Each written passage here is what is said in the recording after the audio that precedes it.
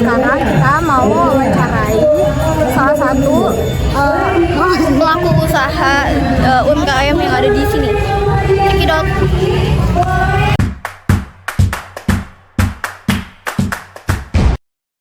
Assalamualaikum warahmatullahi wabarakatuh. Kami dari kelompok 4 kewirausahaan ingin wawancarai pelaku usaha UMKM. Sebelumnya, Ibu perkenalkan namanya siapa dan usaha apa? Ya, selamat sore. Nama saya Ibu Anggrita. Saya dari UMKM. Nama usahanya Bapau Barokah. Produknya ya macam-macam kue bapau. Bapau aneka rasa. Baik, kita langsung mulai saja ke wawancaranya, Ibu. Di sini ada sejarah usaha, yaitu apa sih yang menginspirasi Ibu ini buat memulai usaha ini? Boleh ceritakan? Mulai usaha kita tahun 2017 sebelum corona ya waktu itu. Jadi berawal dari ingin punya penghasilan sendiri ya. Kita coba-coba produk bikin bapau. Ternyata dari awal kita buat itu responnya tuh langsung bagus.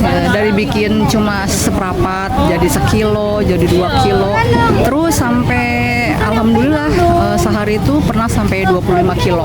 Pokoknya sehari itu 2 karung itu hampir 50 kilo. Itu berawalnya ya dari kita pengen punya usaha sendiri, anak-anak buat sekolah kayak gitu. Oke, terima kasih Ibu jawabannya. Lalu apa sih Bu kayak tantangan terbesar saat ini dari mulai merintis usaha ini? Apa tantangannya sejak kayak merintis usaha itu apa? Ya pasti harus mau capek, harus berani. Jadi kadang orang mau mulai usaha itu entar-entar gitu karena malu. Tapi kalau kita bisa ibaratnya kita putus urat malu kita ya. Karena kalau mau usaha itu nggak usah malu. Jadi kita harus punya semangat buat nawar-nawarin produk ya. Itu suatu tantangan sendiri gitu untuk menumbuhkan mental kita. Kalau kita udah berani untuk punya kemauan ya harus mau mulai aja dulu gitu. Mulai aja dulu. Oke, terima kasih Bu. Lalu aku pengen tahu nih Bu, apa sih dari mana sih kayak sumber modal awal Ibu dalam merintis usaha ini tuh? Pasti dari awalnya tuh dari modal suami, dari uang belanja kita sisihin dulu. Dari uang belanja yang dikasih suami kita sisihkan buat modal sedikit. Terus kita belanjain laku. Nah, sebagian buat keuntungan, buat sisihin, sebagian lagi buat beli lagi bahan baku. Begitu aja terus. Tapi kalau kita produknya alhamdulillah ya bisa diterima, bisa laku, itu bisa berlipat-lipat gitu aja terus gitu. Ya, saya lanjut ya Ibu ke pertanyaan berikutnya. Lalu gimana sih cara Ibu mengelola modal ini tuh agar usaha tuh bisa terus berjalan? Ya itu tadi, jadi harus dipisahin.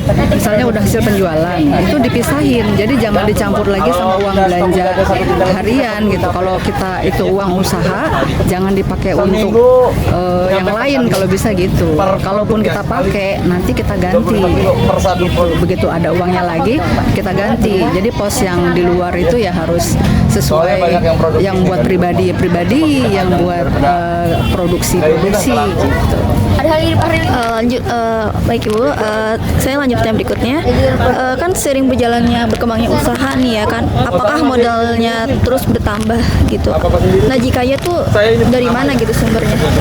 Modalnya bertambah ya itu dari kan kita keuntungan jualan ya, otomatis kan kita tabung itu nambah modal. Produksi misalnya tadinya sempit kita tambahin jadi lega gitu, atau kita tambah lagi beli tempat sendiri untuk kita produksi, itu kan namanya modal juga gitu, nambah jadi kita nambah modal. Lalu gimana sih Bu kayak struktur organisasi yang ada di usaha Ibu ini? Bisa dijelaskan dari kayak bentuk strukturnya seperti apa gitu? Kalau awal dulu kita masih biasa lah ya, paling kan keluarga aja. Misalnya ya biasa kalau UMKM tuh ya ownernya kita, produksinya kita, distribusinya kita gitu kan. tapi begitu kita punya keuntungan, udah harus produksi yang besar, kita harus merekrut orang. Jadi kita dibantu oleh karyawan, mungkin untuk yang bagian pengiriman ada, untuk yang produksi ada, itu terus untuk yang keuangan juga ada. Tapi kita tetap cover semuanya. Kita harus pantau terus. Ya. Terus apa sih Bu kayak faktor mempengaruhi penetapan harga Ibu, kayak misalkan ini kan jualnya kan misal 2.000 gitu. Netapin harga itu dari mana gitu? Pasti kita harus ngukur modal dari bahan baku nih, kita belanjanya harga bahan bakunya berapa, terus kita hitung berapa bahan bakunya, terus ada biaya listrik, biaya tenaga kerja, biaya untuk kita distribusi kayak gitu-gitu, terus biaya misalkan iklan kalau mau iklan gitu kan, atau yang lainnya. Nah itu dijadikan satu, jadi semua biaya itu dimasukkan ke dalam HPP kita. Nah itu jadi ntar kita mau ngambil range keuntungan berapa persen, nah itu dari modal itu ditambah berapa persen, nah itu HPP kita biasanya gitu bikinnya. Terus apakah harga produk Ibu tuh pernah mengalami perubahan, dan kalau memang iya itu apa alasannya? Ya pasti ya, dari dulu harganya modal misalnya 800, ya memang pasti berubah karena kan makin kesini tuh harga bahan baku meningkat. Jadi nggak bisa pakai harga yang lama juga gitu. Jadi seiring itu ya kita tetap ada harga yang berubah, tapi kualitasnya ditambah, harus minimal tetap dimaksimalin gitu. Tidak merubah kualitas. Jadi misalnya dia harus lembut, isinya harus lumer banyak, itu harus tetap gitu. Jadi sesuai lah, worth it lah gitu untuk harga yang kita pasang baru itu. Lalu gimana sih respon dari konsumen Ibu gitu terhadap harga yang udah ditetapin itu? Kalau untuk pelanggan ya biasanya yang udah jadi pelanggan tetap kita itu mau berapa harganya juga mereka mau, biasanya untuk yang loyal ya. Nah untuk pelanggan-pelanggan baru mereka pasti ngelihat juga dari kemasannya, dari tampilannya, dari rasanya, dengan harga segitu itu mereka worth it nggak gitu kan. Tapi kalau mereka sudah mencoba, sudah melalui promosi-promosi yang kita lakukan, misalnya dari medsos, dari WA yang gencar gitu kan, dari mulut ke mulut mereka dapat infonya, insya Allah sih mereka nerima. Sejauh ini jalan. Baik Ibu, menurut Ibu nih gini, apa sih kunci utama biar usaha ini tuh terus bertahan lama gitu? Tetap jaga kualitas, pasti nomor satu. Terus harus mau bekerja keras ya, mengikuti zaman. Kalau sekarang itu zamannya harus kita medsos ya, itu harus kita ikuti gitu. Jadi penjualan online-nya misalnya, atau publikasi melalui media sosial, mengikuti event-event yang seperti ini gitu ya, harus rajin mengupload, harus rajin publikasi dan sebagainya. Itu juga penting ya untuk branding kita gitu. Pertama itu jadi kualitas, harus mau rajin, harus berinovasi misalnya untuk rasa, untuk kemasan dan sebagainya. Itu memang tetap kita harus mengikuti, berinovasi yang bagus.